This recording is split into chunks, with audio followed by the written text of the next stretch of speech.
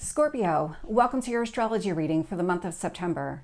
So before I get started, this is going to be most applicable for your rising sign. It's still applicable for your sun sign and your moon sign. And so your rising sign is how other people perceive you. Your sun sign is how you express yourself. And then your moon sign is how you process everything through that emotional lens, that internal lens. I'm just going to jump into the energy of the month because we have a lot going on. And the first major thing that we have going on is Uranus is going to station retrograde in the sign of Taurus. So that's going to happen at 11:18 in the morning Eastern time. When this happens, this is the planet of sudden change. Think of the Tower card in tarot readings. For you, this is sitting in your 7th house. So if you're married, it's your marriage partner, significant other, maybe long-term relationship, long-term being the key here. It's not those short-term relationships. That's a different house. And so there's something happening within this relationship. You're suddenly going to look at things differently. Any kind of obstacles are going to be removed. These would be internal obstacles, blocks that you've created within yourself. And so it's really positive for you, this Uranus retrograde in Taurus. It's also going to trine Venus in Libra. And so what this means is whatever these changes are that are taking place within that relationship easily flows with whatever you value about yourself. There's something here where there's this great synergy with your internal self, the way that you perceive things, the way that you kind of see yourself. Very easy, very positive blend of energy here. These sudden changes in that relationship are also going to trine Pluto retrograde in Aquarius. This is the other planet of transformation. So this is a lot of transformation. In fact, that's the theme for the month of September. Pluto retrograde in Aquarius is sitting in your 4th house of home. So think of your home, could be your home life, could be the structure itself. But what this means is any kind of changes that are happening within your marriage or that significant other, it's going to easily flow with whatever changes are taking place in your home environment. These are all internal changes here. It's your perception of both. Uranus retrograde will also sextile Neptune retrograde in Pisces. And so those internal changes to that relationship, the way that you perceive this person, that sudden removal of any kind of barriers or blocks to having a successful relationship, it's going to create some sort of opportunity for you to really have what you're looking for. So Neptune in Pisces is all about your dreams. For you, this is in your 5th house. This is the house of children. This is the house of fun. All those things that you enjoy doing outside of work. This would be your hobbies, your passions, things like that. And so it's going to create some sort of opportunity for you to really go after what you want, really think about what are your dreams in that area of your life or multiple areas. You might have multiple hobbies and things like that.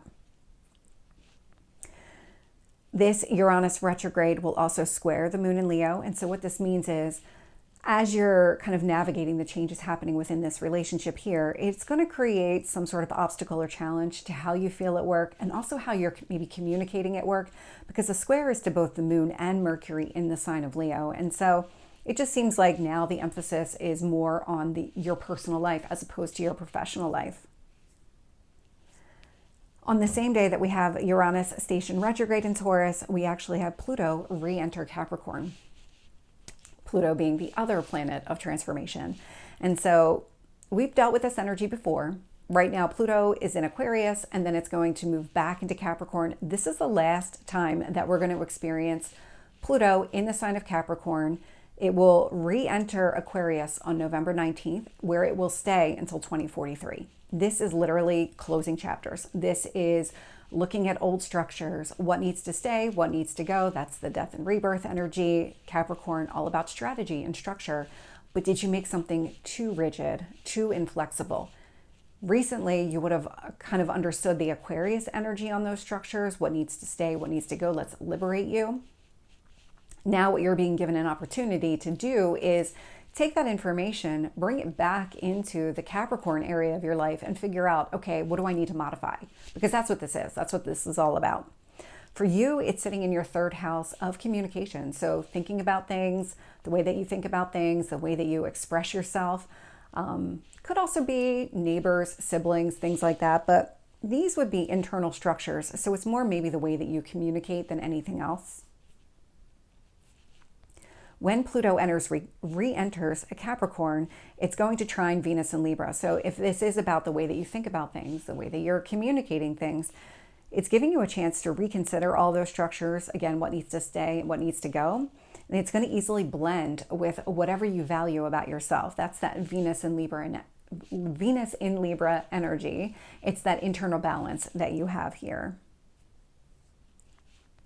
Pluto retrograde will also trine Uranus retrograde. I mean, we just saw this here. So it's just that now Pluto has moved signs. So the energy is a little bit different here. So when you're thinking about your communication and what needs to change, you're also, it's going to easily flow with whatever changes are happening in your marriage, with that relationship, your significant other here. So really positive. It's like everything is coming into some sort of alignment here. All of the old kind of baggage, old ways of thinking, old paradigms that just don't belong anymore, they're going away. Pluto retrograde will also sextile Neptune retrograde in Pisces. And so the way that you're communicating and what changes are taking place there, it's creating some sort of opportunity, for you to go after exactly what you want. Do you want to have children?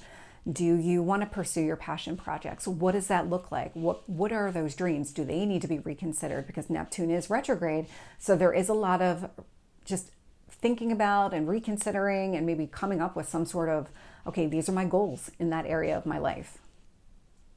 So it's creating an opportunity. You would have to seize that one. Then we have Pluto retrograde in Capricorn, square Chiron retrograde in Aries. And so what this means is any changes to your communication or the way that you're thinking here, it's creating some sort of obstacle or challenge as it relates to a wound in your daily life. This is not going to be a new wound. This is something that you've probably been dealing with most of this year, maybe even longer, but it's really come to light in recent months. And this just means that maybe now's not the time to work on that wound. It's more the time of kind of embracing the changes that are taking place. That was all on the first. Then on the second, we have the new moon in the sign of Virgo. So that's going to happen at 9:55 in the evening Eastern time. And so when this happens, you've got the sun and the moon. They're at the same degree point in the sky. They're overlapping each other, complete blend of energies here. And for you, it's sitting in your 11th house. And so this might be conversations with friends. This might be the way that you're expressing yourself, how you feel about things, maybe kind of a healing energy. Do you need to have healing conversations with your friends here? Well, we will have, during this new moon, the sun and moon square Jupiter in Gemini. So Jupiter is the most benefic planet. It's growth, it's expansion, but this is not a positive aspect. In fact, it's at its weakest point right now in the zodiac, sitting in the sign of Gemini. That's your house of transformation. So what this indicates is if you are having healing conversations, if you've had some sort of falling out with your friends, you might be having those conversations, any kind of growth, transformation, there will be obstacles and challenges here. It's more in the sense of let's kind of get everything back to a level playing field before we make any additional modifications here, before we transform this relationship or expand this relationship in some sort of way. That's really what this is about. I mean, you certainly can. You can work through the energy. It's there, but it's not going to happen organically and it's not going to be easy. The sun and moon will also be opposite Saturn retrograde in Pisces. And so any kind of internal work you're doing on yourself as it relates to children or your hobbies, things like that, this new moon energy, so these conversations with friends, maybe healing conversations, it's just opposite any kind of work that you're doing on your hobbies, children, things like that. But again, like you think about your home life and you've got your kind of community, they're opposite right now. And so it's almost like you're just right now picking to work on your friendships versus these other things. You can find the happy medium, you just have to work on it. And then on the 4th, we have Mars enter the sign of Cancer. So that's going to happen at 3:46 in the afternoon Eastern time. When this happens, this is probably going to be a little bit volatile for, I would say, most everybody during this time period. So kind of a word of caution there. This is about acting out your feelings. That's that Mars and Cancer energy. For you, it's sitting in your 9th house of growth and expansion. And so Mars in Cancer will sextile Mercury in Leo.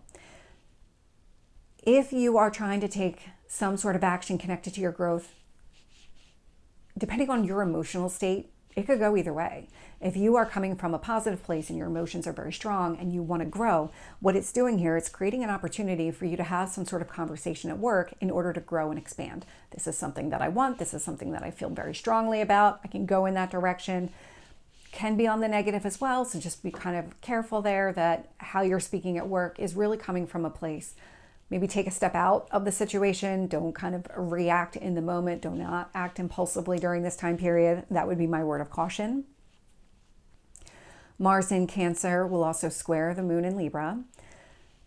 So how you're acting out your feelings meant for your own personal growth, it's going to create some sort of obstacle or challenge to feeling balanced within yourself. And it feels a lot like whatever it is that you're expressing, it's kind of been bottled up. It feels almost like a suppressed emotion that just needs to come to the surface, and it has to happen right now, and you have to action it right now. And it's just going to make you feel a little bit out of balance. This is not going to last long. The moon changes signs every couple of days. It's not a long-lasting energy. It will also square Venus in Libra. And so acting out your feelings, you're going to find in a couple of days that this is also not going to be an energy that's going to last for very long, but because it is going to also impact you internally. Venus in Libra is sitting in your 12th house, in your subconscious. So what you value about yourself, it's almost like there's a friction between the two. Like you're acting out something, but would you have done that differently under different circumstances is kind of the lesson here. It's like, oh, I said that, I did that. Did I mean to? It maybe doesn't fully align with how you feel about yourself or feeling balanced about yourself. This Mars in Cancer will also square Neptune retrograde in Pisces. And so what it's also doing is it's creating obstacles or challenges as to what are your goals around having kids? What are your goals around your hobbies? Things like that. And so it's creating these obstacles and challenges. Again, you can overcome all of this energy. You just have to put the effort in. And so my word of caution here around the 4th and until around the 9th is just maybe give yourself a minute to pause before you take any kind of action related to your feelings. Make sure that this is something that you truly want, because you're not going to be able to take it back. Then we have Mercury enter the sign of Virgo on the 9th at 2:50 in the morning Eastern time. Mercury is the ruler of Virgo. And it's all about communication, but again, like healing conversations. That Virgo energy wants to heal things. And so Virgo in your 11th house, so this would be your friends, any kind of conversations with your friends, healing conversations with your friends. Now is where you can kind of see these healing conversations with friends help to heal that wound that came up in your daily life, because this is a trine to Chiron retrograde in Aries. That's a positive one. Mercury in Virgo will sextile Mars in Cancer. And so these healing conversations that you're having with your friends are giving you an opportunity to take different action related to your emotions. What do you want to do? What do you want to grow and expand here? Because this is creating some sort of opportunity for you to kind of maybe channel a different emotion and then act based on that emotion meant for your growth and expansion. Mercury in Virgo will square Uranus retrograde in Taurus. And so these healing conversations with friends, creating some sort of obstacle challenge here as it relates to those changes happening in your marriage. If you're married, that significant relationship here. Again, you can work through this energy. If you don't like where this is going, you can certainly do something about it. You just have to put the effort in. And then we've got Mercury in Virgo square the moon in Scorpio. So the moon in Scorpio is your first house. It's your physical self. And so these healing conversations with friends are creating some sort of obstacle or challenge to how you feel about yourself. It's almost like these healing conversations might be touching on really vulnerable places, or you're expressing yourself in a way that is very uncomfortable and very unlike you. But what we saw with that Pluto retrograde in Capricorn is you're kind of reevaluating those structures anyway. How do you normally communicate? How should you be communicating for your own best interest here? Then on the 17th, so this one's a big one. On the 17th, we have the full moon in the sign of Pisces. This is actually a partial lunar eclipse. We have been in the Aries Libra eclipse season. That one's coming to an end. We're moving into Pisces Virgo eclipse season. And so this is going to be our first taste of it. And for you, it's going to be 11th house, 5th house energy. So you've got the sun in your house of friends. We've got the moon in your house of children, fun, hobbies, things like that. They're going to be at opposing points in the sky. So any kind of healing conversations with friends are going to be just directly opposite how you feel about children, hobbies, things like that. And so during this full moon, partial lunar eclipse, the sun and moon will have different conversations, but this one's actually a positive one where there is a lot of positive aspects happening here between both the sun and the moon and the planets that they talk to. And so the first one is the sun trine Uranus retrograde in Taurus. So these healing conversations that you're having with friends, or the way that you're communicating with friends, easily flows with whatever changes are happening within that marriage relationship, your significant other, that internal reflection of that relationship. Positive. We have the moon in Pisces, sextile Uranus retrograde in Taurus. And so how you feel about children and your hobbies and the things you do for fun creates an opportunity for maybe more change within that relationship, that significant other, that marriage relationship. We'll also have the sun trine Pluto retrograde in Capricorn. And so how you're expressing yourself with your friends easily flows with the changes happening in your communication style, the way that you process things, think about all of it. Again, really positive here. We also have the moon in Pisces, sextile Pluto retrograde in Capricorn, which means how you feel about children and hobbies and things like that creates another opportunity for maybe more change in the way that you're communicating or the way that you're thinking about things here. And then we have so this one's going to be a little bit more difficult. We have the sun and moon, they're in a T-square with Jupiter and Gemini. So Jupiter and Gemini, again, it's the most benefic planet, but it is at its weakest point. It's sitting in your house of transformation. Both the sun and the moon are going to create obstacles or challenges to anything that you're trying to grow and transform. So we've got those healing conversations with friends, making it difficult to grow and expand, making it difficult to transform.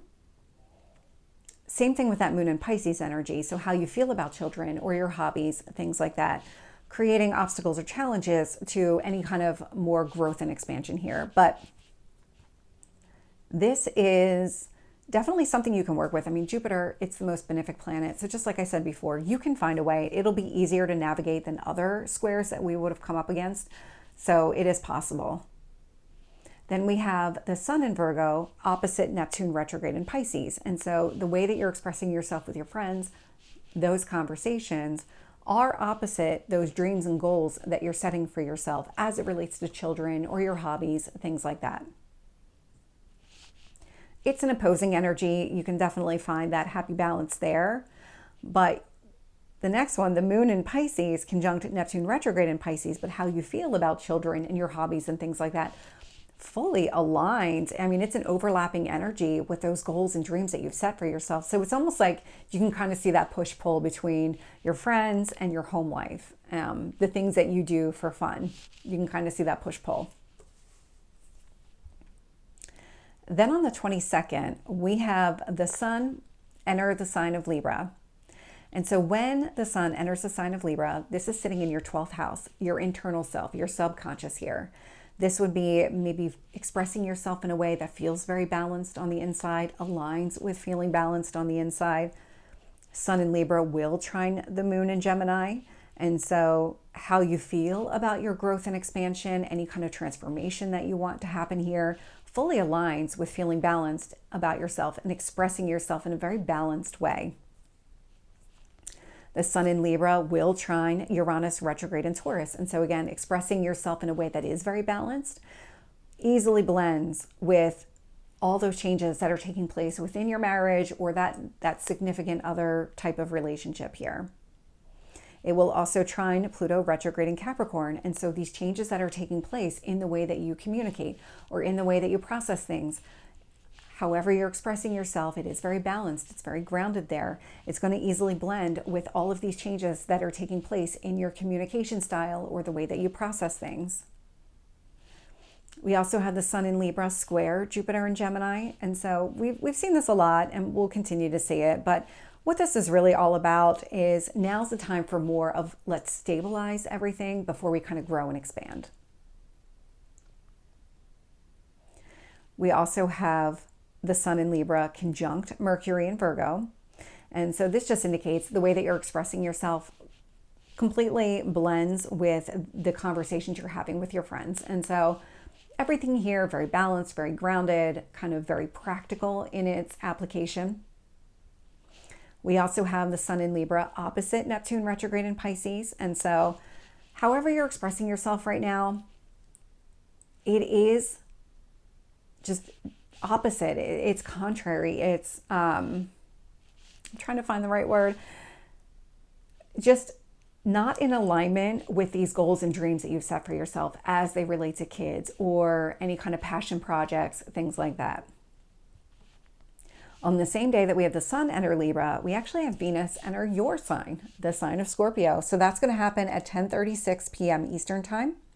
And as you know, I mean, Venus, it rules relationships. It wants to bring things together. So a lot of harmony, a lot of balance, a lot of focusing on what you value, what you want in your sign. This is going to impact you physically. This is your first house. So what do you like about yourself? This is about being loyal to yourself, being passionate about the things that you want, just who you are. I really like this one for you. We do have Venus in Scorpio trine Jupiter and Gemini. And so how you feel about yourself, really kind of being loyal to yourself, being passionate and driven as a person, it's going to easily blend with whatever you're trying to grow and transform. Whatever goals that you're going after, whatever transformation is taking place here, full alignment. You're all on board with this one. Venus in Scorpio will square Pluto retrograde in Capricorn. And so being loyal to yourself, I can't get the words out this morning, being loyal to yourself does create some sort of obstacle or challenge here to any kind of changes that are taking place in your communication, the way that you're processing information here. And it just feels like it's just, it's a square, so it's not impossible. It's just something that you're going to have to work through. And then finally, we have Mercury enter the sign of Libra. So that is going to happen on the 26th at 4:09 a.m. Eastern time. And so when this happens, the sun already entered Libra. Mercury is entering into the mix. They're going to be in close proximity to each other, so an easy blend of energy. And the sun is how you express yourself. Mercury is communication, all sitting in your 12th house, which for you is your inner self. It's all very balanced energy. So the way that you're expressing yourself, the way that you feel about everything, the way that you're processing all of the information that you're kind of picking up on, very balanced.